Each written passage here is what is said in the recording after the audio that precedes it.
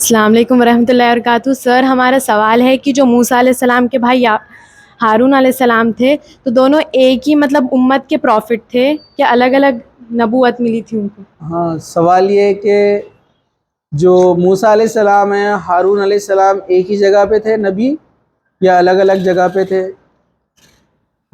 جو موسیٰ علیہ السلام ہیں ان کے ہی بھائی ہے ہارون علیہ السلام، ان کے بڑے بھائی ہیں.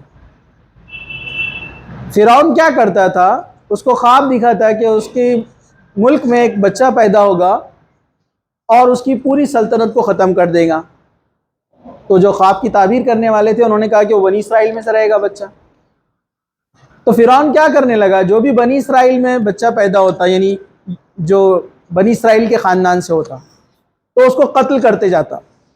لیکن جب وہ کئی لوگوں کو قتل کرنے لگا تو اس کے جو بڑے لیڈرز تھے، جو وزیر تھے، وہ بولے فرعون کو اگر سب کو قتل کر دیں گے، یہ تو غلام قوم ہے، سب ختم ہو جائیں گے تو ہمارے کام کاج کون کرے گا، غلامی کون کرے گا؟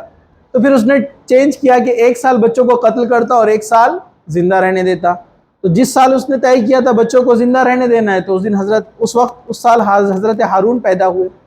اس کے اگلے سال اس نے طے کیا تھا کہ بچوں کو قتل کرنا ہے جب موسیٰ علیہ السلام پیدا ہوئے تھے. اس لیے ان کی والدہ نے ان کو ٹوکری میں ڈال کر ندی میں بہا دیا تھا. پورا واقعہ آپ کو پتہ ہے. لیکن پھر وہ فرعون کے محل میں گئے، وہاں ان کی پرورش ہوئی. بچہ کسی کا دودھ پیتا نہیں تھا، یعنی موسیٰ علیہ السلام. تو حضرت موسیٰ کی بہن وہاں پر دوڑتی ہوئی گئی، اس نے دیکھا، فکر سے دیکھا، کہا کہ میں ایک عورت جانتی ہوں جو دودھ پلاتی ہے بچوں کو. اور پھر انہوں نے اپنی ہی ماں کا ایڈریس دیا.